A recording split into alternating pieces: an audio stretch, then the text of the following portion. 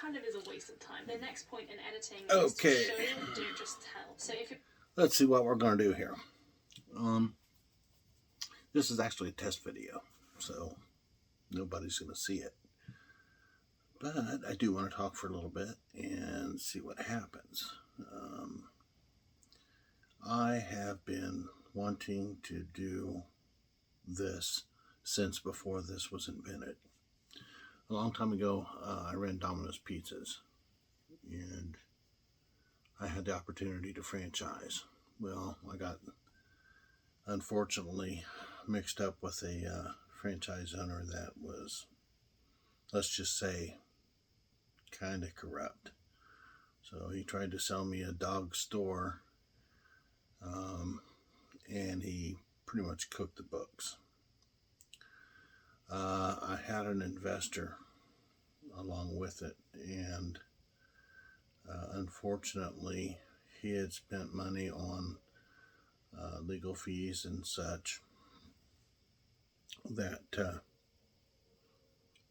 he lost. It cost him $500 for me to find out that this guy was a crook, and I lost all interest at this point. I thought, well, that's pretty bad. So anyway, a couple weeks later, I went over to his house. I was friends with his son. As a matter of fact, his son was my assistant manager at Domino's Pizza and Fishers for a while. And at one point or another, his mom worked for me. His sister worked for me. So the dad, who was the investor, never actually worked for me, but he hung out a few times. Well, anyways, I went to have dinner with him a couple weeks later, and I told him flat out, I want to sell information. And, back then, the only thing you could do was kind of like, print up pamphlets or make a book and then get somebody interested in it, enough to buy it, share it, whatever. But,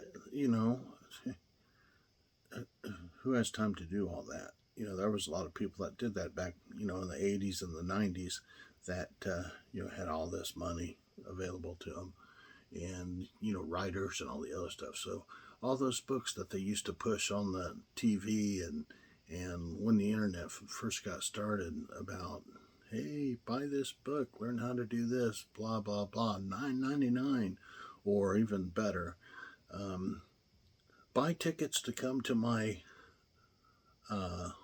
symposium, or whatever you want to call it, and pay me so I can spend an hour and a half telling you bullshit. So anyway, but I have the equipment that available to me already that I can make videos. I got pretty good I'm looking at the wrong camera. Anyway, I'm over here. Anyway, yeah, I can make pretty decent videos with what I got. I got a pretty high quality couple of Samsung phones, and I have some GoPro equipment, a small cube camera for quick little shots of this, that, or the other thing for action stuff, and then I have an 8 black camera, which actually is pretty good, and enough batteries to make quite, long videos or whatever it takes. So I got all the equipment that I need. Even doing a moto vlog, which was my idea recently, because I follow a few people on YouTube that actually do that. They ride and they talk about motorcycles, or talk about where they're going, how they get there, what motorcycle to ride, how to do this, blah blah blah, which was kind of my idea. So I've got the equipment to actually put the camera on my helmet and go from there. So I got all that equipment. Now all I need to do is find out a niche. I mean, I know a lot of different things. I've tried a lot of different things in my life. I was really successful a lot with management from a little manufacturing shop right after high school. Well, actually, right after I got back from the Air Force, um, and wound up running that place. And then the farmer that I was running the place for, he decided to sell it off and all that. So that went to the wayside. But I've worked at different factories, different food service places, a lot of management. I've even done publishing work. I worked for Q Corporation way back before Macmillan bought them as a purchasing agent. Just all sorts of stuff. But what really gets me is none of that stuff that I got really good at, other than, making pizza. I love to make pizza. But other than making pizza, none of that stuff was fulfilling for me. Even when I was doing really, really good, which if you'd see my resume, you'd see I've done a lot of good stuff. But for the most part, none of it was fun.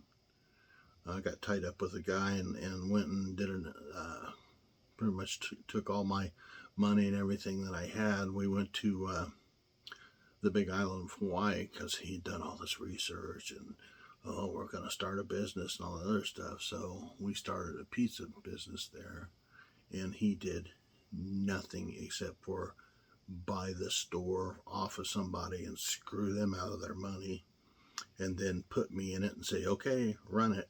He didn't help me with marketing. He didn't help with anything. Basically, it's like, okay, make money for me. Laziest MFer I've ever met in my life. And at the time, I considered him a good friend. We'd hung out for years together riding motorcycles. And, I considered him to be a very, very close friend, who then turned around and cost me almost everything I had, including my marriage, the whole thing. It turned out to be one serious mess. Then I come back to Indiana from Hawaii, and the only job I could find quick was at Wabash National, building semi-trailers, excuse me, which, it's all hands-on stuff. It's mechanical. I've been working on cars and stuff all my life, so that mechanical stuff's easy for me. I got certified as a hubber, so putting the hubs and the brakes and all that other stuff in the axles and then all that stuff for the semi-trailers. But I got hurt at work. I stepped in front of something when I wasn't paying attention because of what was going on with my marriage at the time. And I got bent backwards and basically crippled. So now for the last 10 years of my life, I've been, on disability, which I had to fight for, had to sue for. And then trying to figure out, something to do to make up extra money to work with, which right now I'm driving for a Lyft and Uber, which is it's an okay gig. But, it's kind of frustrating, especially if, traffic's bad, this, that, or the other thing. You don't know who's getting in and out of your car. People disrespect you a lot all the time. A lot of the customers are great, but there are the few that are just total assholes. So anyway, back to the point where I told Papa, as I call him, Papa Berman. He's a Jewish guy that I know the whole family. I love them to death. They're like my second family. But I told Papa way back then that I wanted to find a way to make money with information that people actually wanted to learn, or find out about or search for. And long before YouTube, the internet was going, there was this, that, and the other thing going. It was back in the late 90s. Um, but anyway, and now that people do this for a living, that YouTube is here, some of the other video places are here that you can post on the internet and still make a lot of money with. Let YouTube pay you for basically sitting down and doing exactly what I wanted to do for all these years. But the only thing is it's like what I want to talk about.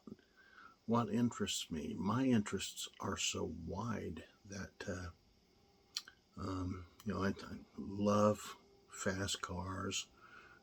I used to street race back when I was young. Don't do that anymore. Ride motorcycles. I've been riding motorcycles for 50 years. All different kinds of motorcycles, mainly sport bikes for the biggest chunk of it, and Harleys here for the last five or so years. But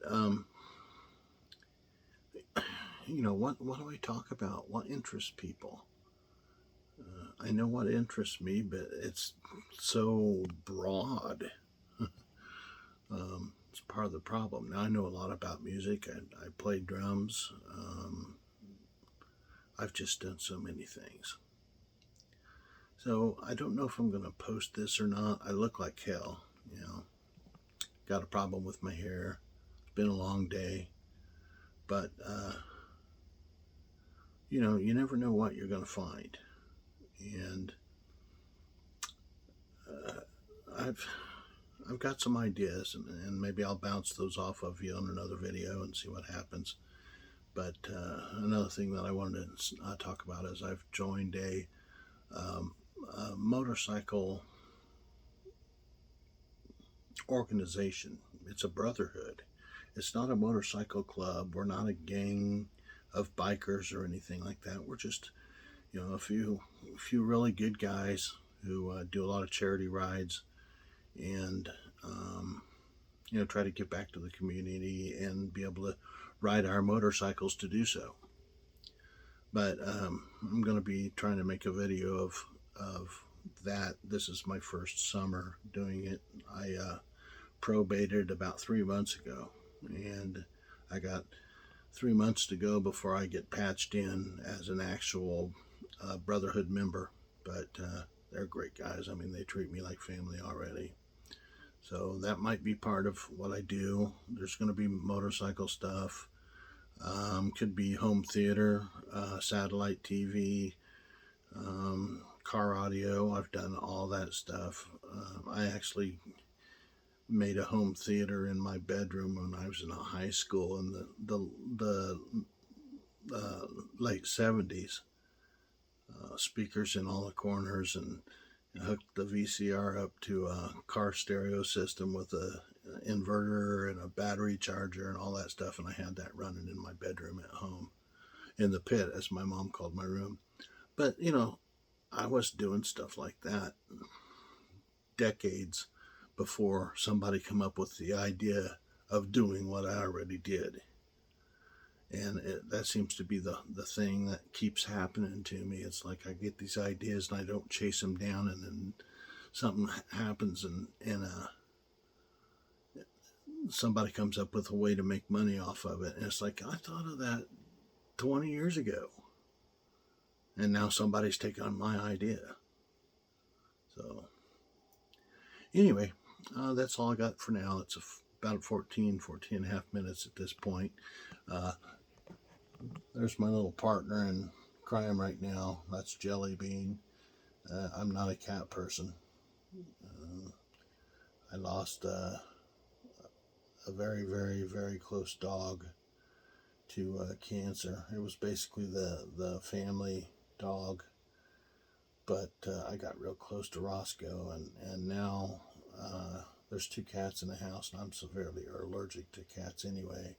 And now the first one stuck with me for a while, but she's bipolar, so right now she hates everybody.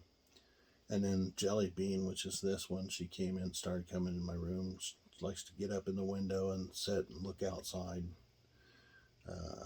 make messes in the room, jump all over everything, throw crap on the floor, beg me for snacks. But that's her, and you never know what I'm going to talk about. So that's all I got for now. If I do post this, which I might, just to see, get it out there, and you have some kind of an idea of something that I might want to talk about, or even go in with you on an idea, and maybe we do something together, that'd be great too. And that includes the motorcycle club that I'm with right now. We're not an MC. We're not a club. We're a brotherhood. Okay, it's different. I'll eventually be making a video about the first year with this brotherhood of bikers, and explain some things to people. Maybe do little introductions and stuff, along with making a video for the club itself. Gotta quit calling it a club. But anyway, that's all I got for now. Hopefully, I'll figure this thing out soon, and who knows, I could really use to find another way to increase my not only my income, but better use my time instead of here I go again. I'm a pain patient, because when I got disabled, my whole spine is fused from my tailbone to my neck, and the job they did actually made it worse. I mean, yeah, I can walk. I have to use a walker if I go more than about 50 feet, but I can walk with a walker just fine. But I'm a pain patient, so for the most part, I sit around. I'm on pain medication 24/7, oxy, but I don't abuse it. I take it exactly as I'm supposed to, and I tolerate as much pain as I can. So, I mean, I don't abuse any drugs like that. I quit drinking, don't do anything like that. But I tend to sit around and get depressed, or overthink things. That's my biggest problem, is I get something in my head and I just start think. I got a little thing called rules of Dilliology. I've been talking about it for decades, and I actually have a set of rules. It's kind of like if you're an NCIS fan, Gibbs's rules. Only another thing, I've been doing these rules since the 90s, okay? And they have things with, the rules have something to do with what I've learned through life, the goods and the bads and all the other stuff. That's going to be one of my videos too, is I'll explain all those rules to everybody and why they exist. And you'll learn a little bit more about me, but maybe you'll find something interesting. Maybe it'll change a few ways you think about things, or give you a positive mental attitude, PMA. So anyway, I gotta end this. I'm at 18, almost 19 minutes, so we'll see what happens. Thanks for listening. Dilly out.